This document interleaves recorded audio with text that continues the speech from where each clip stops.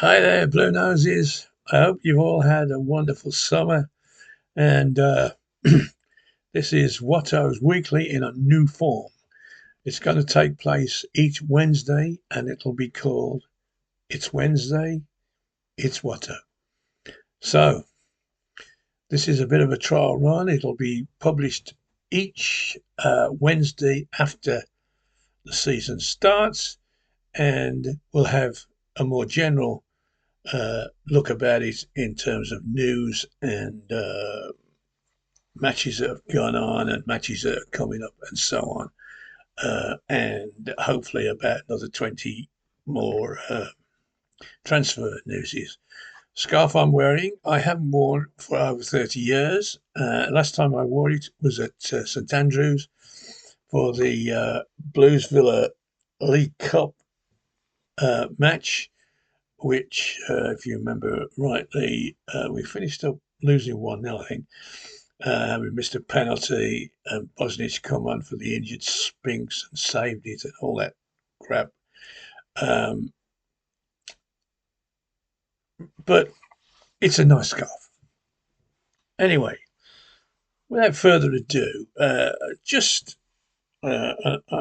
this is not political at all, it's just a fact that England last won a major tournament under a Labour government, and Blues uh, under a Labour government got to two League Cup finals, got to four lots of playoffs, and got promoted to the Premier League 3 times. That's a fact.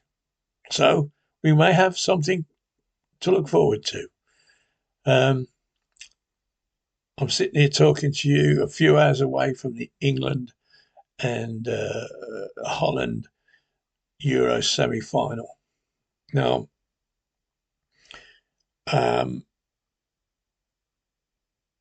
going back to 1966, there's a large similarity between um, what happened then and what happened is this time. Basically, in '66, we were rubbish until the semi-final. We scraped through the quarter-final with Mr. Rattan being sent off and Jeff Hurst playing his first game in the competition, getting the winning goal. Now, uh,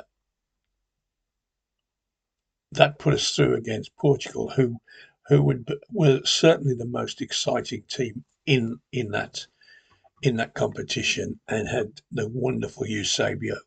Um, and in the semi-final, Nobby Stiles marked him out the game. England won 2-1. They played very well, scored two great goals, and the nation was lifted. Now, I'm predicting that tonight something very similar will happen, simply because we can't play this garbage any longer. We will be gone. We've got to do something now. Whether the manager has any idea of this, I don't know. He doesn't seem to have much idea about anything, to be honest. And even though he's so bad, he keeps getting us to semi-finals and finals. Now, if he put some thought into it, we might actually go a bit further. But anyway, uh, in '66 we lost Jimmy Greaves, who recovered in time for the final but didn't play. And I'm just wondering, with the criticism, a little bit unfairly, on Harry Kane, not being up to his best, um, whether he might be taken out of the fray and somebody come in and do the business and keep his place for the rest of the tournament. Who knows? Who knows? It's a possibility. I'd like to see Ivan Toney play. Apparently, he was put on the bus to take penalties, which he did in the last game, and but he's also looked a bit sharper than Harry. Now, I wouldn't back against Harry when given a chance putting the ball in the net. He don't miss many chances, Uh, he's had one and scored one. Now, I'm glad I am going to make this decision. If I had, I might make a punt on Tony because we can't be this blunt in attack as we have been. Uh, Saka came to the party in the last game.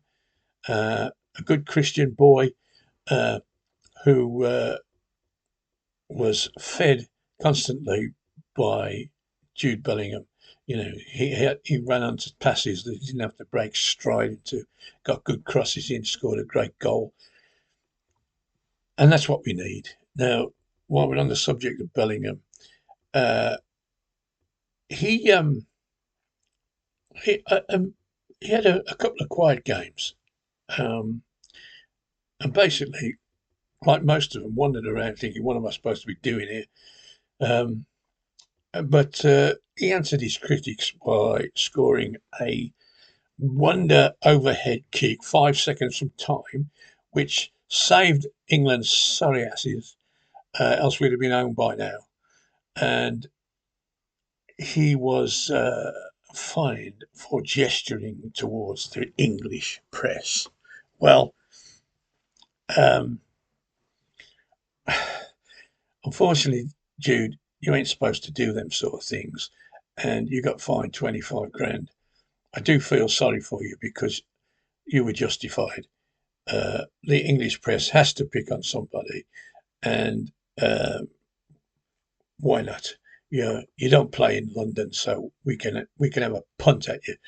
Uh, and so, on behalf of Jude Bellingham and to the English press, I'd just like to say, okay, um, good luck England tonight.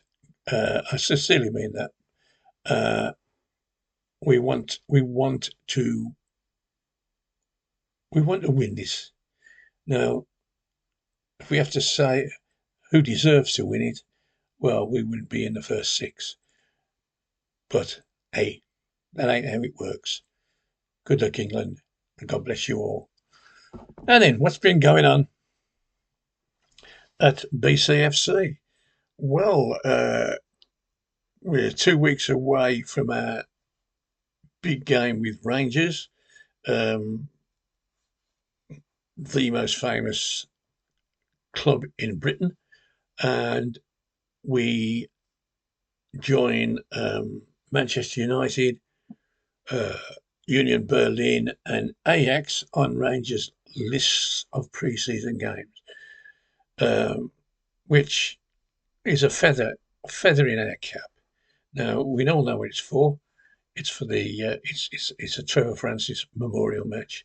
Now, if you're a Birmingham City fan, we could be playing the Royal George pub team in the, and it is your duty and honour to be at that match. In fact, what's going on there is incidental. We should be at that match. Personally, I would normally go to midweek games, but I'm going to that one, and I booked a hotel so I can stay overnight and so on and so forth. I wouldn't miss this. This match is the Trevor Francis Memorial match, and be there. Fill that ground. There'll be more Rangers supporters there probably if we don't. Now, please think about it. Well, we've been busy in the transfer market, and I have to say, so far, first of all, we signed two goalkeepers, Ryan Allsop and Parker Fletcher, two differing types of keeper. One more experienced, the other relatively young. He's only 27. Um, Several international appearances for Northern Ireland, and several outstanding displays for Northern Ireland. Ironically, he kept a clean sheet in the qualifiers against Switzerland and saved a penalty during play, uh, something that England couldn't manage. Now, I don't know which is what we do know is there's two people battling for the same place, and that can only be good. I haven't got a particular favourite at the moment. Ryan Alsop, I'm happy with. Uh, Parker Farrell excites me a little bit from what I've seen of his videos, and he has Premiership experience. He has lots of Championship experience and has played abroad and has played international football. So we'll see how that pans out. But ticks for both of those. Good. Now then, the signature signing, I suppose, is Alfie May. Now, this man has been the leading goal scorer in this division for 3 years. He's got uh, nearly 70 goals in 3 seasons, sorry.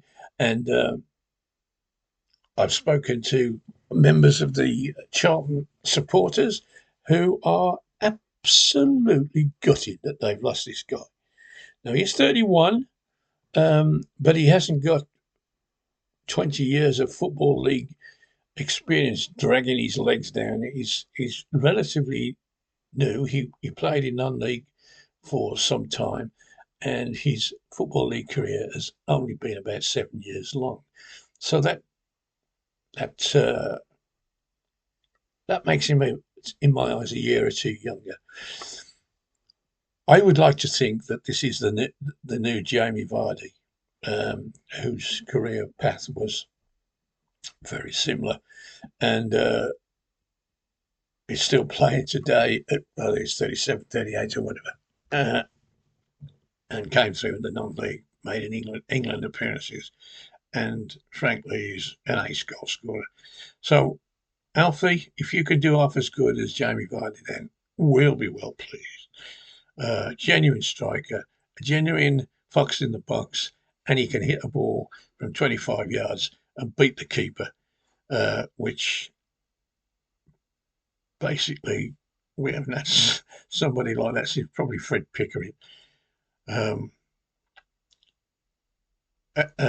Next on the list is a Swedish winger, Emil Hudson, who was playing in the Dutch Premier League and for Heracles, and has been much wanted. Now again, I've watched the star reels, and the kid's got a wand of a left foot. He crosses, he scores, he makes. His figures say that he was involved in 40 odd goals last season. 11 or 12 scored himself, and 30 odd assists. Well, that is phenomenal. If we had a third of that from him in this season, then whatever he cost, he'd be money well spent. On the disappointing side, we were suddenly linked with another guy whose name I'm not even going to try and pronounce, who was supposed to be a 6'4" centre forward and turned out to be a 6'4" centre half. Unfortunately, he was coming and negotiations broke down because we believed there was a medical problem, which is a shame. We could do with a 6'4" centre half in this division because there's going to be balls pumped in our box ad nauseum, and we need people who can get it away. Obviously, coming from the Dutch league, he's a footballer and as well. Now, we've missed out on that one. So we're stuck with the four. Now, please, Birmingham City, I know you've got a new website which brings us all the news of Birmingham City. Well, with respect, that American voice doesn't sound right. It sounds false. It sounds like you're trying to advertise toothpaste. Well, change that and stop telling us about who we're interested in and how great news it is. We're not interested in anybody who isn't signed on the dotted line, having his picture taken with the badge and the scarf, and the manager can tell us what he brings to the party. Now, that's something else that it's not a complaint, but it's something noticeable. When our manager arrived, Mr. Davis, he was on the forefront. He spoke well. He talked about his ambitions and what he'd been used to, and so on and so forth, and it was very impressive. And there's been stony silence ever since. Now, Mr. Davis, I know you're a busy man, but spend 15 minutes with a microphone stuck in your face, just talking to us. Tell us about these new players. Tell you what you see in them. Tell us what excites you about them. And then we can get excited about them too. Now, uh, the pre-season tour was supposed to get underway yesterday, but the plane was cancelled. Can you believe that? Only to Birmingham City can these sort of things happen. But both our training grounds are with 5 minutes from the airport. So from the airport, we went back to the training grounds and started training again. So, hey, that's another plus. Hopefully, we'll get out there today and get started on some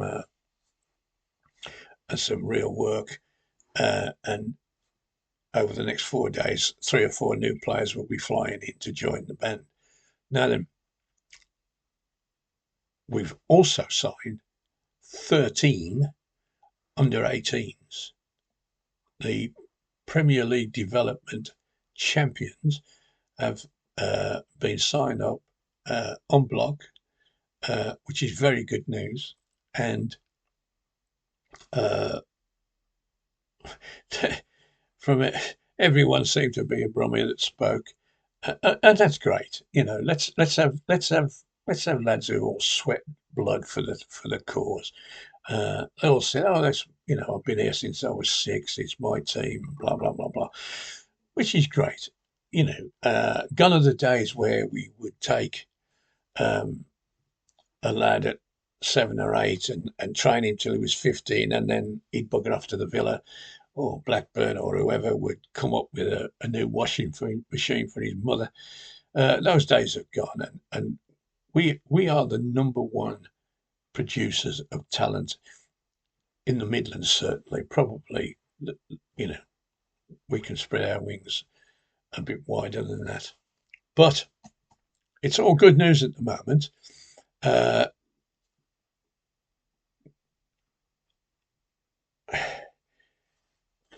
won't mention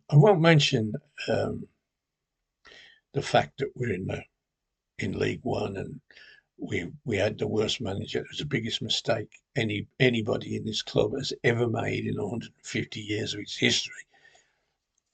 That is buried now. I'm one of these people who have been slowly converted by the salesmanship of our management team. Mr. Wagner could sell me a lollipop in Iceland. He really is the great talker. And there are signs that things are falling into place. Now I shall sit down the first game in the main stand, and I shall be interested to see what improvements have been made in there. Because while all these things have been happening to St Andrews, my seat is still horribly uncomfortable, difficult to get in and out of. I go to the toilet in a trough.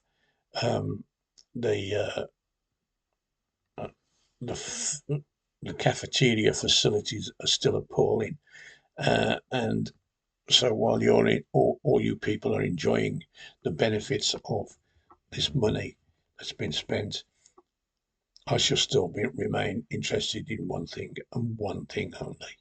That is results.